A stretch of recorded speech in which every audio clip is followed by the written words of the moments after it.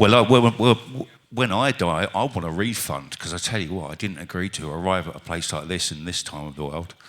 It's a very strange existence, isn't it? We're living in very strange times. We're ready to go?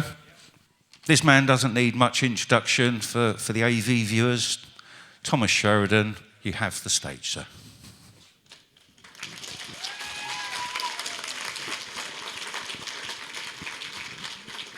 Can you hear me okay?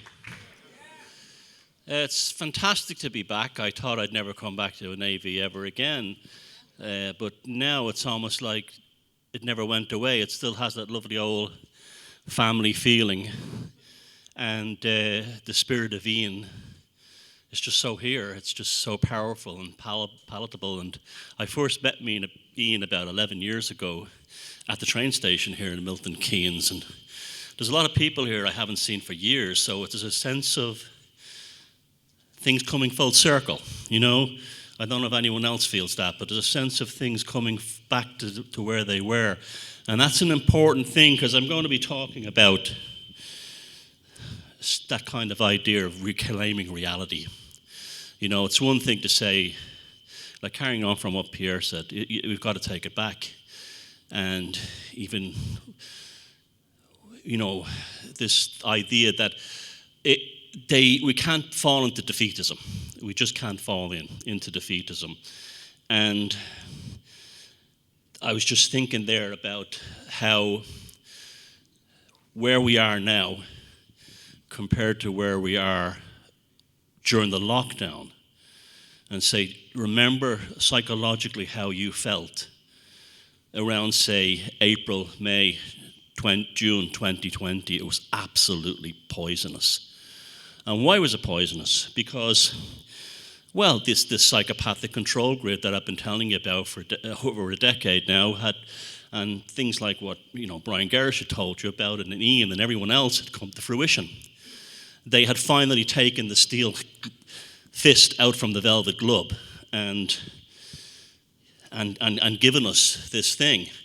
And for the first time in my life, me, who's kind of like, I can deal with these things, I was actually damaged by it. I could feel by the second or third week into the lockdown, the weather was so beautiful, and I was like, what has happened to this world? Why is everyone around me acting like zombies from a science fiction film? Where has reality gone? And I started making these vlogs in the car, just basically therapy for myself. And next thing I know, they were getting views of like 15, 20,000. And there was I discovered there was people all over the world were all feeling the same way. And so it was a great healer for me, and I think it healed a few other people as well, that there was us misfits who were somehow able to get through this. We could see it, we had this vision. And how we had this vision was,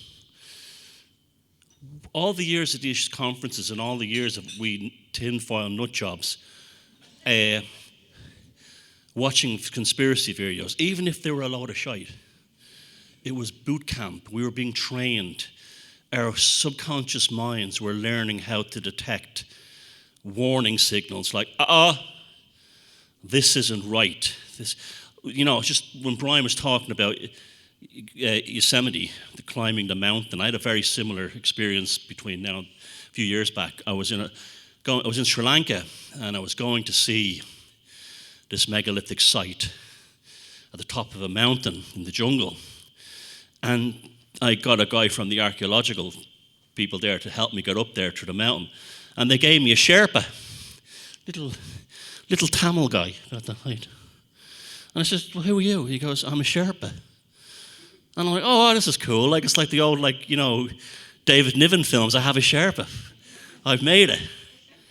Now, I thought the purpose of the Sherpas was to help you carry your stuff up the hill. But he just sat there walking alongside me like this. And then about halfway up the mountain, I started getting really hot and, you know, paddy in the jungle. So I started, this is fucking killing me. This is killing me. The next thing I do is I feel this on my arse like that. And I look around, And there's this little Tamil guy, he's pushing me arse up the mountain from behind. And it's like this. And I look around. I'm like, well, okay. I'm going up the mountain. Fella hanging off my arse, right? And at one stage, without being graphic, the proximities of his thumbs, it became a little bit too Stephen Fry, if you know what I mean.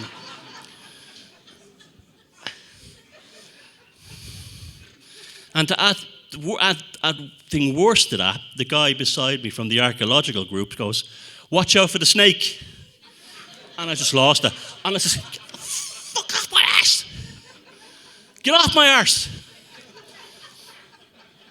And he went back like this, and he was like, oh. And the guy from the archaeological thing says to me, you shouldn't have shouted at him like that. And the thumbs. And he goes, he says it's a cultural thing. He was just trying to help you up the mountain. And I says, no. And he goes, you know, you shouldn't have shouted him out like that. And I says, well, it wasn't just that. I was actually afraid I was going to start enjoying it. And we might have been engaged by the time we got down the mountain. So that's what I've been up to. So, I'm a very open-minded person, but I'm not that open-minded. But, so that was one of the things I did when I wasn't chewing the wallpaper. And during the height of the lockdown, I was going through my head, like, what are we dealing with here? And what came into my mind, and I'm sure you guys feel the same repetitive phrase over and over again. This is a spiritual attack. I feel like I'm being attacked at the spiritual foundation of my being. And I could find no way to deal with it in the world of philosophy or psychology or anything really. And you know what I found? The coping mechanism was actually cosmic horror and the work of writers like H.P. Lovecraft. And they're talking about this interdimensional force that would harvest the human race. Now, a fantastic writer in America, she's dead now, called Rosemary Ellen Guiley. And she wrote a book called The Vengeful Djinn. And she wrote a chapter in the book. And funny enough, Miles Johnson was mentioned in that book. I can't get away from him. And she said that science fiction writers are like seers. They're their modern version of prophets. And they become so concentrated in the craft of their work, channeling their imagination, that they're actually hacking reality and seeing into the future. Or they're seeing truths that are unknown to others. They're seers. And I was like, absolutely, that's Philip K. Dick, that's H.P. Lovecraft, and that's even this guy I've been reading a lot, like Chambers recently, and The King in Yellow, that these people, they see the world before it happens. And I realized maybe that's what's given me the edge. And the way I found myself able to comfort myself was because I must have watched the Lord of the Rings trilogy about 50 times. I found great hope in that. And it just dawned on me that we are under spiritual attack by some kind of force. Now, I'm the kind of person that I don't like to actually say it's this or it's that, or it looks like this or it behaves like that, because the feeling is enough for me. But I do believe that this planet was fractured with 9/11. Something happened with 9/11. All the billions of people around the world watching that awful event live on TV, something happened to human consciousness. It was a fracture. And what happened there was it gave rise to a wave function that built up, a post-9/11 wave function, because nothing like that ever happened in human history before. Possibly it'd have to go back to something like Atlantis, if you believed in that kind of thing, or some great catastrophe in the far-off ancient past, where the whole world experienced it. So a wave function in the quantum world came up. And we were locked into that, and it rose up, and it got the Iraq War, but it also brought us up too. If you'll see this whole world, all of us here, nearly all of us speaking today, we were all jump-started into this world that we live in by that event, or the aftermath of that event. It opened our, like Ian was an oil executive in the Gulf, for the Gulf War I, and he saw the shenanigans there, but it rose us up too. So you had the world into a pathological arc, sine wave, in the quantum world, and we went with it. And I don't care what your spiritual tradition is, Christian, pagan, Jewish, Muslim, anything. But those of us who have a spiritual foundation to our personalities and to our psyches were immediately aware that we were supposed to pay attention to the way the world was going. We were not to ignore it. And that was us riding the wave function. So I want to talk today about natural law and the nature of evil. Now, evil in a theological, philosophical sense is very easily divided into good and bad. But you could be on two sides of a war, and each side could think I'm the good guy and the other side's the evil side. So it's subjective in a human sense. Then there's a kind of evil that you see, like a lovely zebra or a wildebeest on a wildlife documentary, a baby is drinking in the water, and a lion or a crocodile comes out and eats it, and you go, oh, but it's not evil. That's nature. It's evil to the zebra, but it's nothing personal with the lion or the crocodile. It's nature. You know, it's just they're doing the crocodile or lion thing. Now, so is that evil? Well, no, it's not. It's a natural law of the universe. Now, by extension, is this spiritual force that we've been under, is it evil in that sense? And I think it is. I think what Brian said is that we don't have a clue enough to even scratch the surface of what this universe is, to say, oh, there's no such thing as that, or there's such a thing as this. We have not even opened the first layer of the onion, you know? So for people like the gorgeous Brian Cox,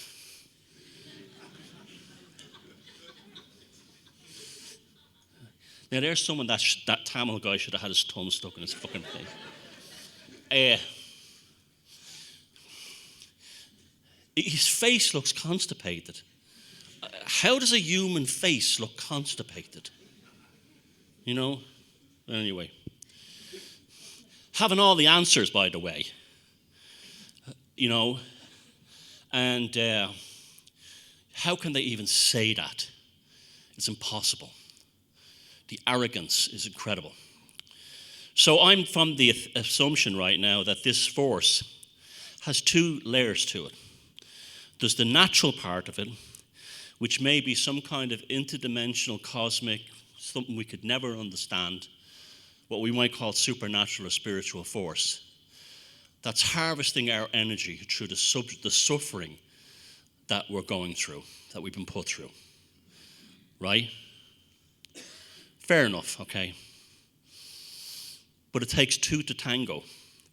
It needs enablers within our species to work on its behalf. And they're driven by sadism. And that is what I would call moral or ethical evil. They absolutely loved to the point of being sexually excited, locking us down and putting those restrictions on us during I saw speeches, I saw them in your regime. I don't even call them governments anymore. I call them cartels or regimes. And I don't even call prime ministers, I call them cartel bosses or regime bosses. Because I have no faith in democracy. I'm totally I don't believe in democracy now. I now realize it's a complete sham. And what's better than it? Don't know. Don't care. But I don't like democracy. I'm an anarchist by nature. And these people, I'll give you an example of it. In Ireland, on the Friday evening towards the end of some date in 2021, the government is now looking at mandatory vaccinations. Now, I was like, literally, I had a friend in Cork, a good mate of mine. He was taping knives to his hands. This is how messed up people were. Ready, if anyone came in the door, him and his son were going to die if they tried to get in that front door. This is a guy who's the sweetest person you'd ever meet. And they brought that man and his son to that. Okay? That's ethical evil. Okay? So, and I was like, yeah, I'm ready. I'm ready. They will die with me at the front door if they try to come in. And the following Sunday night, all restrictions, everything will be stopped at 6 a.m. in the morning. The bastards got one last feeding. They went for one last feeding of gaslighting. Black magic. What is black magic, okay? Crowley, I know many of you don't like him, but he was a genius. You don't have to like your geniuses, okay? But I don't like Brian Cox, and he's not a genius. His definition of black magic is on the money. Any kind of spiritual development should only be concerned with the development of the self. If you try to impose your spiritual ideals on someone else or control their destiny or will, that's black magic. So, for instance, if I try to make you do something, or you do something, or you do something, without you asking your permission to do it, that's the definition of black magic. That's all it is. That's all it is.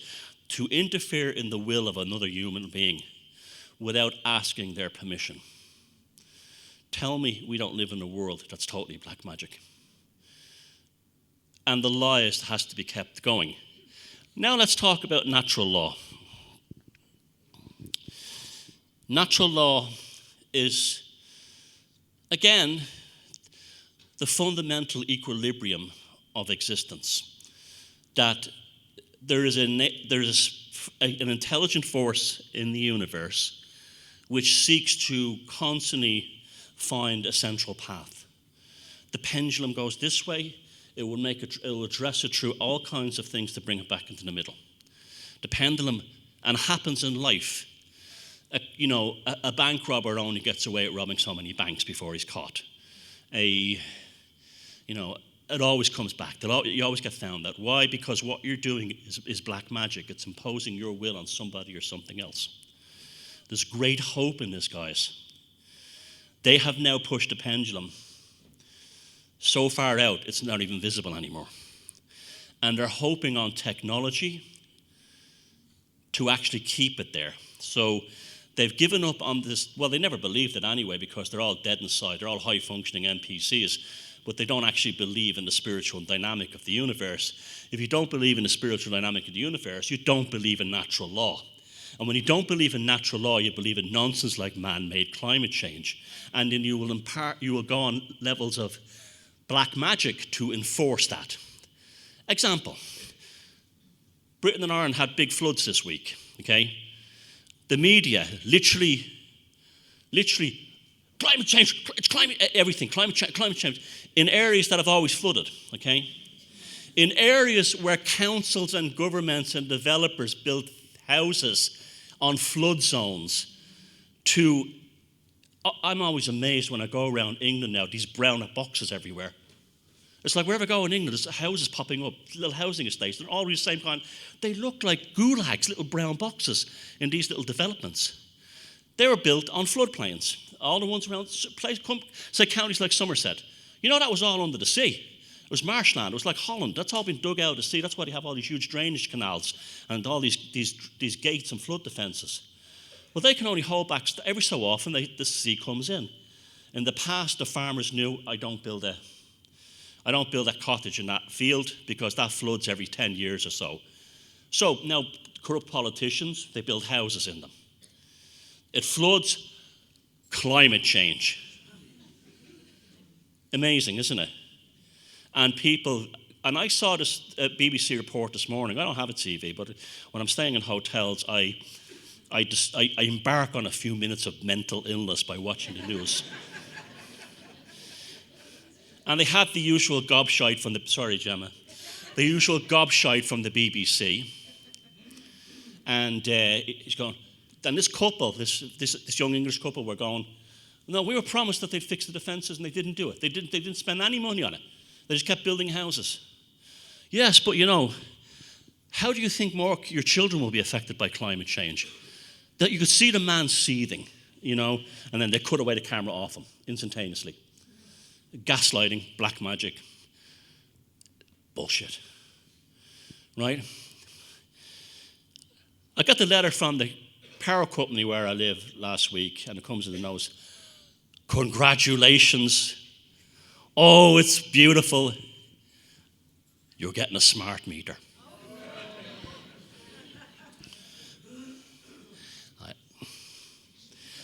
You're no more getting a smart meter in my house than that Tamil guy is getting an engagement ring off me. How many hate crimes have I broken just standing there? But, Jesus, I have. But anyway, the way the letter was phrased, and I called the guy up and I go, hey, guess what? What? Oh, fuck yourself. And you can't do it. Why? Because I planted dozens of Lelandite trees around my gaff, and you can't get a signal in and out of the place. Oh, okay, well, they're not getting it. I opted out. But the whole thing was, well, if your old analog one breaks, we'll have to replace it with a smart one. And I said, that analog meter was built by the company that was the predecessor of your company, by Irish engineers 50 years ago. It will last for 200 years because 50 years ago we had real craftsmen and not Chinese people in slave shops. It won't break. I've never heard of an electric meter breaking, ever. Not those old analog meetings. Because years ago, all our countries had factories, they had engineers, they had tool makers, and they had people who trained apprenticeships, and when they built things, they built to last. It won't break. Everything is being taken from us. Now that brought me up another thing, right? So, I'll just call him Barry the Gobshite, okay? Barry the Gobshite lives in my town. Nice fella, but Barry is a gobshite. Barry comes up to me, and Barry is like, government says this. He's a civil servant. Government says that. Blah, blah, blah. Oh, Thomas, the climate change stuff is real. We got to do our bit. I says, this is a damp little island. What could we do compared to China building power stations every day? Oh, we got to set an example. And I said, okay, just say we are being invaded by an interdimensional force that's coming through the politicians and your civil servants and your boss. Maybe even fucking you. And they can't live in a high carbon environment. So they want to remove all the carbon from the atmosphere. Just speculating, blah, blah, blah. Why don't we plant trees to deal with the carbon? Nature's equilibrium, natural law. Oh, come on, Thomas. So you're now telling me that trees no longer take carbon dioxide out of the atmosphere? Well, they do, but we have to develop better technologies. This is a guy who showed me a picture of a sailing ship. Look at this, new technology. Okay. Columbus went to America in a rowboat. And this is what these people are like. They're so brainwashed. It's unbelievable. It's like talking to an alien species. I'm sure you've all had these conversations with your neighbors and your friends and your family members. And the higher up the education system they go, the stupider they are. By the time they get PhD, it's just like they say, piled higher and deeper. Now, Barry the Gobshite has a master's degree. So I take to myself, is there a minutia? Is there an arse hair of hope with Barry that he hasn't got to that level? And then he says to me, I says, Barry, I have a conspiracy theory. And he goes, you're going to love this one. And he goes, oh, here we go again. What is it, Thomas? So I said, Barry, the reason why they do not want to plant trees to solve the carbon dioxide issue, if it exists, is because trees stop Wi-Fi signals, and that's the end of their digital prison. Am I right?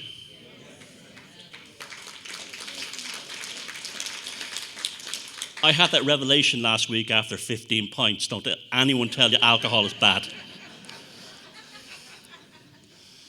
So, he says to me, well, that's a bit far out there.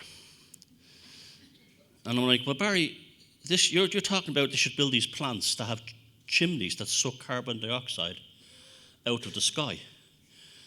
And they look horrible, like wind turbines. And I said, you know what wind turbines are? Crucifixes for the middle class. When the Pope came to Ireland, they erected all these big crucifixes all around the country back in 1980. Now, the Holy Joes were all like, oh, sure, the Pope a great man. Well, now their children and grandchildren now looking at wind turbines going, that's what they are. It's a crucifix. They know these bastards in charge. You want to talk about black magic?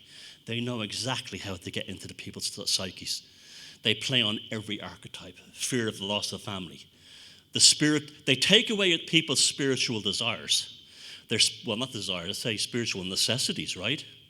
They take that away through Richard Dawkins and Brian Cox and his face that looks like it needs, Andrew's liver salts, and pulls it away, but then they give you back a pseudo-religion. The earth is dying. We must save the earth. It's the end of the world. You must stop believing in God and worship the wind turbine. If you're a pagan, trees are bad. No, you have to get these carbon machines, decarbonisation machines. We have a nutcase in Ireland called Eamon Ryan. He's the Minister for bullshit. He's a Green Party nut job. He wants to turn Ireland into a hydrogen-fueled economy, something that hasn't been invented yet. You can actually see him looking at bicycles like this. I'm not against bicycles or anything, but you try living in the west of Ireland and cycling around in the weather out there. It's deadly,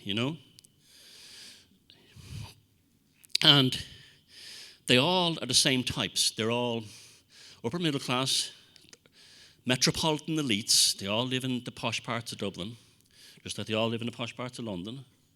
And they sit there decreeing their little mandates to the peasantry. Ye shall decarbonise. You shall this. You should not do that. And the best one of all is, you should find comedy offensive. Now, if you were to ask me the most spiritual experiences I've had in my life, they were usually a result of laughing, because I felt my human spirit come to the fore. They've taken down the trees because it's interfering with their electronic surveillance state. Trees, God, that's why the Druids worship trees now. Hey, didn't everything come full circle? They knew that these trees had power. They've decarbonised, they pretend they're decarbonising the world. So they've also taken away comedy. So you can't fight back. Who was the one in the court who could actually slag the king off and get away with it? The jester. Who have they killed? The jester. In that regard, I only have one thing to be for the rest of my life, and that's problematic. Have you noticed that? That's the word, problematic. Oh, Bernard Manning. Yeah, he's absolutely hilarious. And they'd go, but he told these jokes about the Irish. I said, not only that, he told the funniest joke I ever heard that was an Irish joke. Are you not offended? No, because there's no hatred in it. If it was told in a hateful, vindictive, vicious manner, that's bad, that's bigotry. But if it's told in a kind of the world that he came from, gallows humor, people who went through World War II, that was a coping mechanism. So by taking humor away from us and taking all the funny jokes away, and you look at what the passes for comedy today, even 10 years ago, the comedy was much more, would be considered offensive. To, people like Chris Rock even are not, they can't get a look in anymore, And you just have to be so unfunny because it might be problematic, that word. But that's because they don't want us mocking the king. Why? Because they discovered with memes on the internet that they couldn't fight us back. Because we still had a soul, and you need a soul to understand satire, they don't have souls. Not only when they do not understand satire, but when they try it themselves. Have you ever seen memes from socialists and lefties? They're funny in the sense that they don't know what humor is. This is how Donald Trump holds a glass of water. Yeah, and the joke? That's the joke. That's about as far where we can send out memes that will just rip them to bits. And we're killing them in real time at memes. We're killing them. They bring up with some new goofy thing, bang, a meme there 5 minutes later. That's a spiritual battle. That's a spiritual battle between us and them. We live in an age, if they want to come after, they came after us with the culture war. We pay those bastards back in their own coin. That's my attitude. We give it, if they want to try to wreck our culture, we'll wreck theirs. And we'll do it in ways that like that, things like memes, satire, and we'll spite them by enjoying our lives. We'll spite them for that reason. Because they know that the more things they bombard, you ever see a person who's in a very bad relationship, like a woman or in a bad, is being bullied or being battered, or a person on the job is being bullied. Going around. You can see that person's kinetic energy has been crushed. Their nervous system is not firing properly. Nothing's getting up their spinal column. And you see it. Well, lots of us have been through this. Like that. They want, and you see it. You see that all the time now. You see people like that on the buses and the trains. They look like they're post-traumatic stress. And they have post-traumatic stress from getting up in the morning and doing what they're supposed to do to be good citizens. And they're like, they want us all like that. Because when they batter you down, you're easier to control. And they are doing it through things like you're not allowed to laugh. That's offensive. That's a problem. Now, I have great hope for the future because you cannot defeat natural law. You cannot defeat it. And this wave function is starting to come back. I feel it in my heart. I do. I feel it here today really strongly. That wave function is starting to collapse for them now. And this is why they're panicking. This is why it was amazing how as soon as the war in Ukraine started, they said, oh, COVID's over. It's like, the guy bashing his wife up. You didn't cook me dinner properly. She cooks the dinner properly. You didn't clean the curtains properly. That's what it's like. That's how they treat us. These people are monsters. You should not respect them. You should hate them. You should do what Gore Vidal said.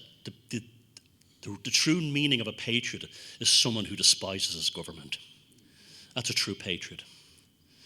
Because remember, the Tories and Labour and the rest of those types, they didn't create this culture, the English, or wherever you're from, or the Sinn Féin didn't create the Irish, the SNP didn't create the Scottish. We were here long before them.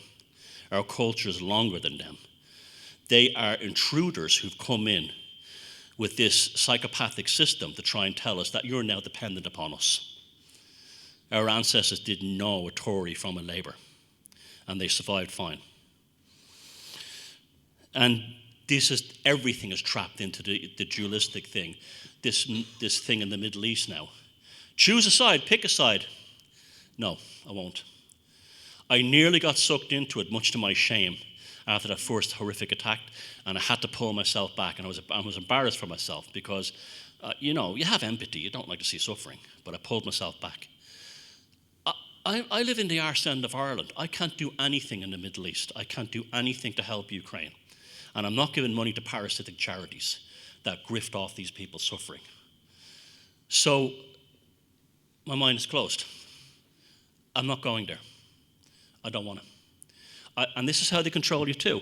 This has been going on forever. Telescopic philanthropy, and now it's telescopic psychopathy. Who do you want to kill? Which one should we kill on your behalf? Who do you hate the most? This is what the politicians are saying. Don't get sucked into it. Don't get sucked into these monsters. Remember the next time when you see a politician on television or a senior civil servant, you must feel nothing but contempt in your heart for them. Unless they're a good guy, and they occasionally do exist, like that Andrew Brigand that went to Parliament to discuss the mortality rates, above mortality rates, and none of the MPs showed up. Right? He played a blinder. You know how he played a blinder? Because the bastards who didn't show up, their faces are all on wanted posters now. That was genius. Now in Ireland, this thing that looks like Dr. Frankenstein's early experiment, a guy called Harris, the Minister for Health. Oh, yes, we've heard all about the young people dying. It's climate change.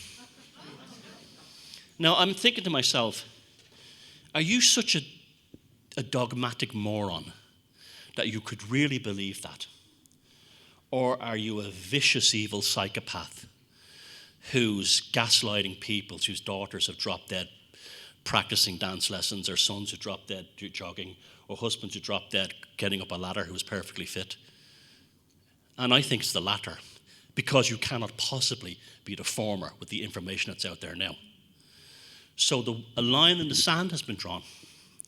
And what that man did in Parliament here last week was that line in the sand. And they know it. They know it. They're frightened now. I can see that. They're not that cocky swagger they had during the whole lockdown. That guy Ferguson, remember the guy who was the lockdown king? He was also behind the foot and mouth massacre of animals. And during the lockdown, he went off to see his babe while we were all locked down, because he knew it was bullshit. I saw him interviewed recently, and he wasn't the same man. You could see there was that primal fear was there. Good. Good. And I remember thinking, I remember saying that people like Barry the Gobshite.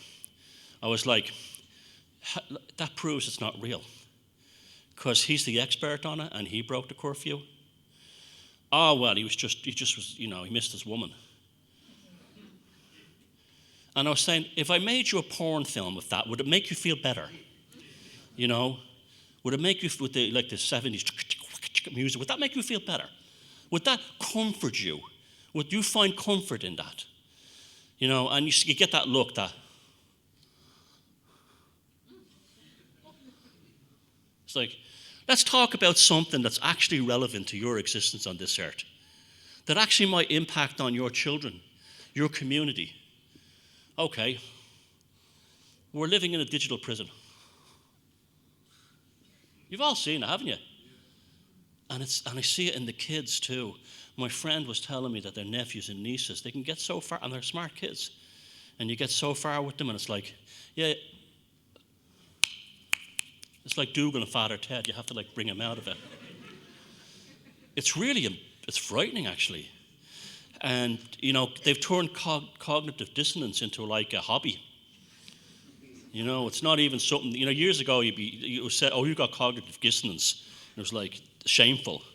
Oh, you got cognitive dissonance. Thank you. I work really hard on my cognitive dissonance, Here's my certificate in it. That's what they're all like today. And I was doing a talk in Ireland. It was beautiful. it was in a place called Collinstown in County Westmeath. And the gods are always there for us, remember that? Now, the gods are always there for us. And to look after us, remember that. Or if you're Christian, Jesus, a Muslim, whatever, they're there. The hidden hand, as Joseph Campbell called it. So I was booked to do this event, and there was a small village. Sold the place out like that, because I'm brilliant. No, because they were desperate that's what happened. And they were desperate for human contact. And all these lefties started calling up everyone in the town, saying, you can't put him on, he's a troublemaker. He's friends with people who are bad, John Waters, he's friends with John Waters. Oh, John Waters. Nicest man in the world, he's friends with me. John, yeah. Calling up a gay guy and saying, when Thomas Sheridan gets into power, he'll hang you. And he goes, he was at my boyfriend and I's party. They don't listen, they're maniacs. So one person panicked in the village and said, I can't put you on. So what happened? The gods came, the gods showed up, and we had the event impromptu by a lake with the sun setting behind me and kids swimming and running and playing in the lake and birds flying around me. I was like St. Francis of Assisi. And it was an event that people will never forget. I will never forget it. The demonic force tried to destroy us. The gods abided. Always remember that. That's natural law. That's the equilibrium coming back in. And you'll find that in every aspect of your life, or even during the lockdown. There might have been a day during the lockdown when you're at your lowest. And then one little thing happened, or one person you met, and you suddenly said, that's the human race I remember. And it happened to you. I bet it's all happened to you. And that was that little bit of hope that kept you going. And that is the path you follow. Because you'll often find that also aligns with things like synchronicities or spiritual experiences.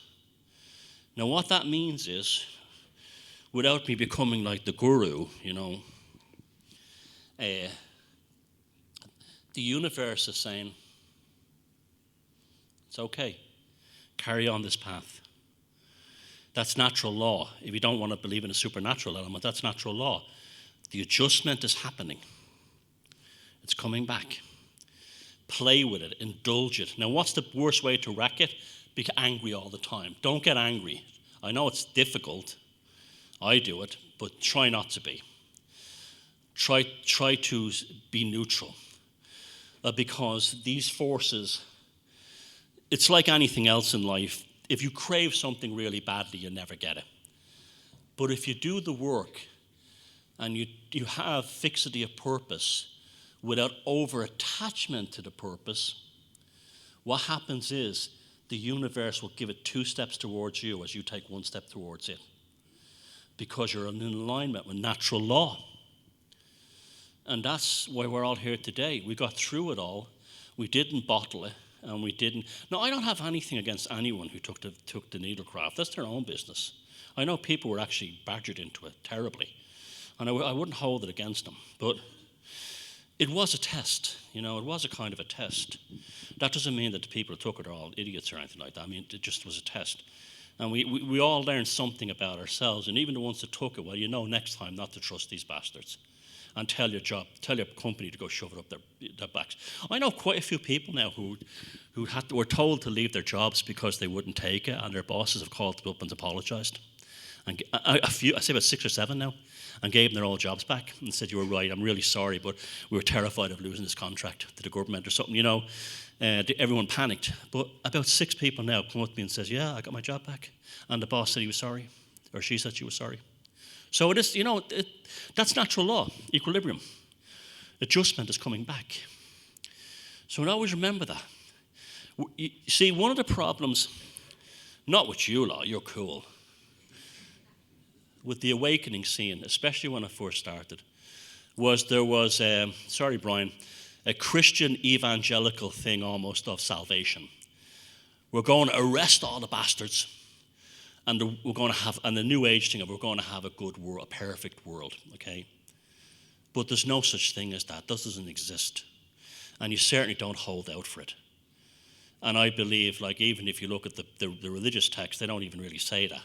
You have salvation as a path you must take yourself, you know? So you must do the work. You must work to get there. You can't just say, okay, the spacemen are coming to rescue us, or the Jesus is coming back, because they want you to believe that. You know, if Jesus was to come back and the people were sitting around in their rapture underpants, you ever hear about those fellas in America? Have you heard about this? There's a sect in America, the Church of whatever, loads of them in America, where they wear these special underpants all the time. So when they get to heaven, when they're raptured, they won't be able to see each other's like private parts. That's not a joke. And you look online, there's companies selling these rapture underpants and underwear. Yeah. Well, if Jesus did come back, he'd look at them and go, you bunch of dickheads. You sat around, you're not coming for that. You're not coming for that.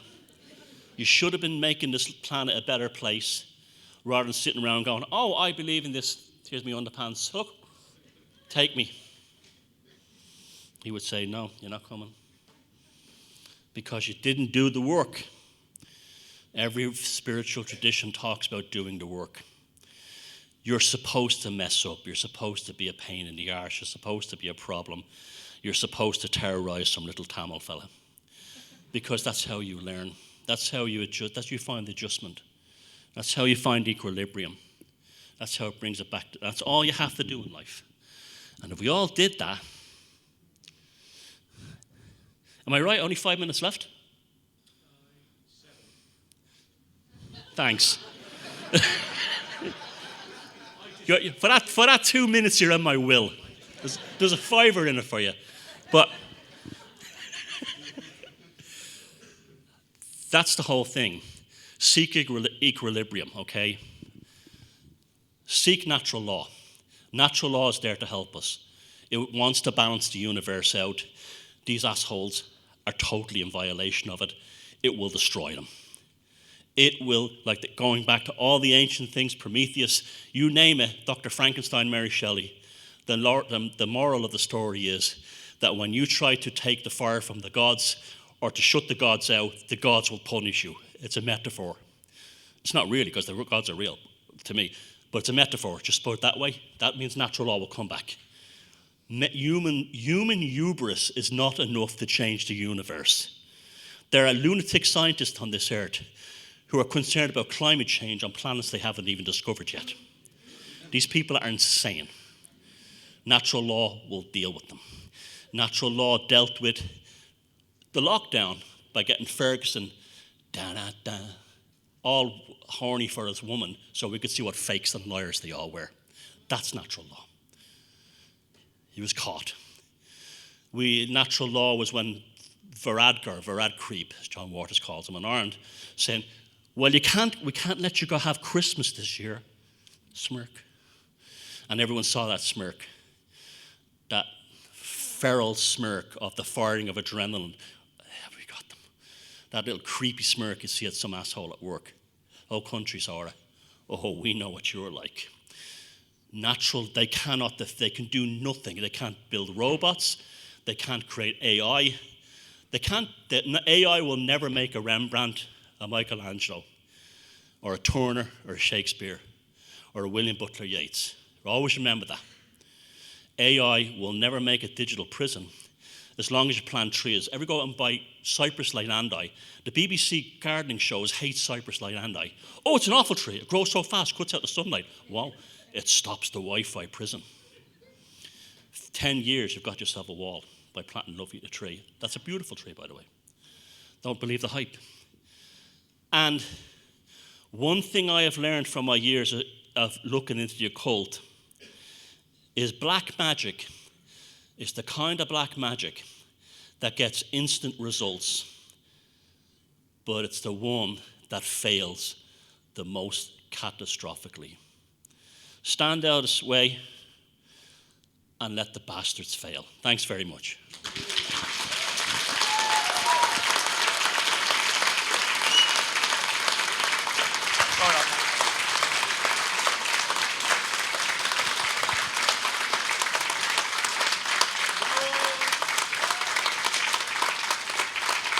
It's funny you were talking about memes. I saw one a month ago, and it was a woman had stated, there is nothing more beautiful than being kissed in your bed at 2 a.m. And someone replied, not if you live alone. and then there was a reply after that said, or if you're in prison. In a Mexican prison, Jesus is not your best friend.